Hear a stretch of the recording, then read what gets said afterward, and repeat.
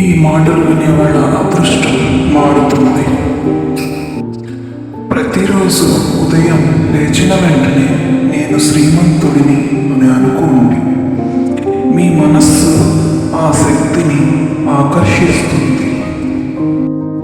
విశ్వం మీరు నమ్మినదే మీకు ఇస్తుంది. డబ్బు అంటే కేవలం కరెన్సీయే కాదు, అది ఒక ఎనర్జీ.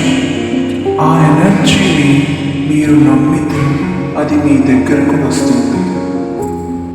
చిన్న మాట పెద్ద మార్పు. డబ్బు రావడం మొదలయ్యే విజయవంతమైన రహస్యం ఏమిటో మీకు తెలుసా?